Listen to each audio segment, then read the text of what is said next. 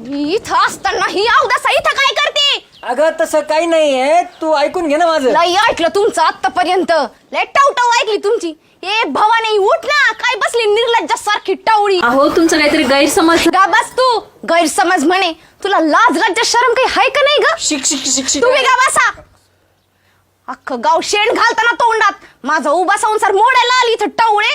गणप्या, अरे पाहुणचार करता येत नसेल ना, निदान अपमान तरी झाला नाही पाहिजे. अरे मान अपमान काय आहे का नाही मॅडम? येत्या मॅडम चला तुम्ही माझ्या घरी. काय कोणा तुम्ही आहे ना माझ्या घरी चला, मस्त पैकी आहे ना लिंबू पिऊन पोहे खाऊ घाली तो. चला बरं तुम्ही. ए नामे, अरे व्हायचा त्रास तो काही कमी झाला का मॅडमला? इथं त्यांचं डोकं भानभान करीत असन. माझ्या घरी चला मॅडम. नाही मी डोकं दाबून देतो, माझ्या घरी चला. हा माय हात कुठे गेले? हो, चला. मॅडम, मी-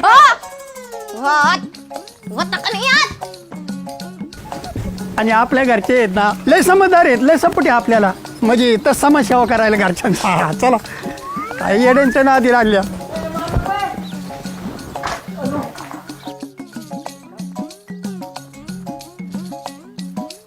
बघ ना राव, संजय बी त्या बायाला घेऊन गेला. नाम्या, संजयनी चांगलं नाही केलं. आमच्या नवरा बायकोत भांडणं लावले नाही का? बघत होत रे बेटा तुला. थांब. या मॅडम या, बसा. काही चिंता करायची नाही, राहावा इथंच. आणि काय अडचण आली तर मी आहे ना रात्रंदिवस तुमच्या बरोबर. म्हणजे अहो तुम्हाला काय हवं नको ते पाहायला. कोण बाय आणली घरी? काय दुसरं लगीन बगीन वगैरे केलं की काय? तसं असेल तर आत्ताच सांगा, मी चालले माहेराला. हळू बोल ना. अगं या वयात लगीन करायला मी काय येडा बिडा आहे का? त्या मास्तरीन बाई आहेत आपल्या इथं नवीन आल्यात, भाड्याने घरी शोधित होती. मग तुम्ही इथे राहायला आणले तिला? अगं तसं समज, पगारदार बाई आहे ती, भाड्याने राहिली तर 4 पैसे मिळतील, आडीनडीला उपयोग येते आणि माझी पण सोय होईल. तुमची सोय म्हणजे? अगं मी गावाशिवायला गेलो तर तुला सोबत होईन आणि तू गेली तर माझी भाकरी तुकड्याची सोय होईल असं म्हणायचं होतं ना मला. हा ते पण खरं आहे बरं का. आता नको म्हणू, तुझ्या बहिणीसारखी हा? नाही. अगं माहेरचं माणूस भेटल्यासारखं जीवभावाची बाई भेटली तुला. आता तिला जाऊन नको देऊ, नाहीतर ते नाम्यान गणप्या तिला घरी घेऊन जायला टपलेत. मी बरे नेऊन देईन, राह ना का इथंच, त्यात आपलाच फायदा आहे. आता कशी शानासारखी वागलीस माझी बायको सोबती. मॅडम तुम्ही आता इथं बिनधास्त राहा. यांनी मला समजून सांगितले. तुम्ही इथं शाळेत शिकवायला आलेत. हो धन्यवाद बरं का, मला तुमच्यासारखेच चांगल्या माणसाची. अगं मॅडम बरोबर बोलत काय बसली? चांगला आलं टाकून चहा करून आण मॅडमला. हा आलेच बरं का.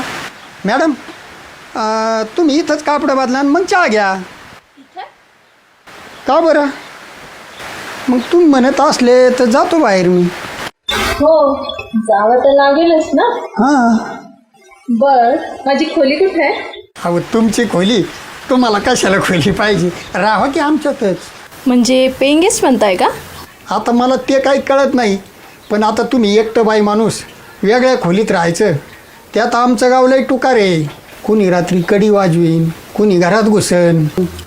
अहो नाही नाही, म्हणून म्हणतो तुमच्यासारख्या सुंदर तरुण बाईनं एकटं राहू नये.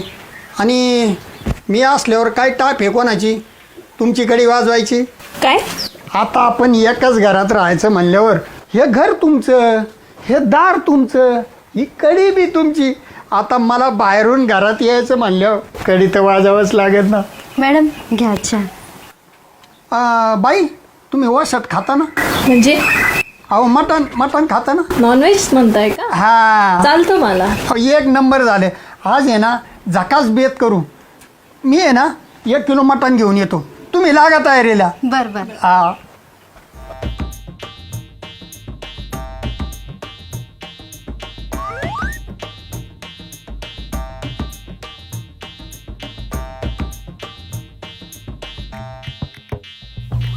ताई, ओ ताई, आले. आहेत की नाही गेले कुठं? हा ये ना. कस काय तू आज इकडे अचानक? आणि भाऊजी पण? काय नाही हो, जरा काम होतं म्हणून आलो इकडे. संजू भाऊ ते आत्ताच गेलेत बाहेर. बरं झालं. काय? नाही म्हणजे बरं झालं घरात नाही तो. जेवल्याशिवाय जाऊन असतं दिलं ना त्याने मला, हा म्हणून म्हटलं. या मॅडम आहेत, आजच आपल्या गावात आलेत. हो सांगितलं मला यांनी. बरं ते जाऊ दे, तू काय काम काढलं आज इकडं?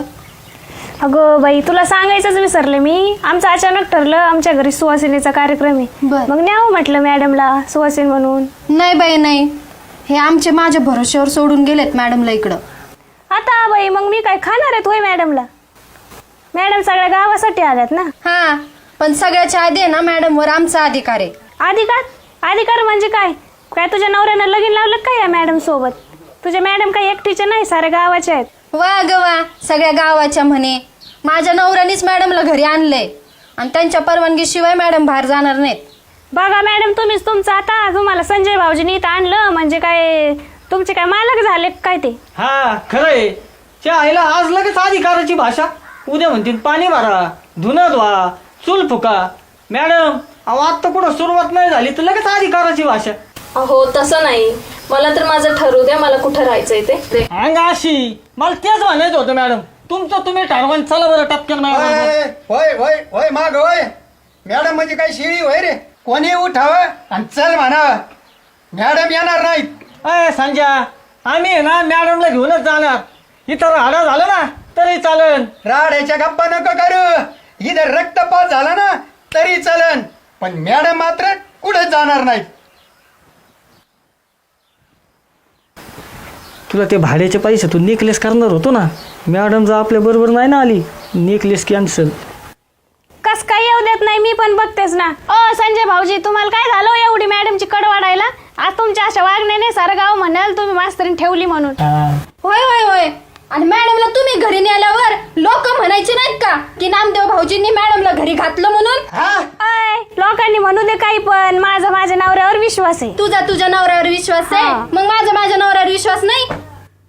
काय सांगावं बाई तुझ्या नवऱ्याचं? आजच मॅडमला उंबरठ्या बाहेर निघू द्याय ना, उद्याच्याला तसं काय करायला मागं पुढं ए पाहिजे. भवाने, माझ्या नवऱ्याला नाव ठेवती काय? हा तू माझ्या नवऱ्याचं पान उतारा करती का? थांब. संजय तो बायकोला आवर बर का, परिणाम लय वाईट होते. परिणामाची फिकीर मला नाही. तुझ्या बायकोला सांग, नाहीतर 10 दिवसात तुला दुसरं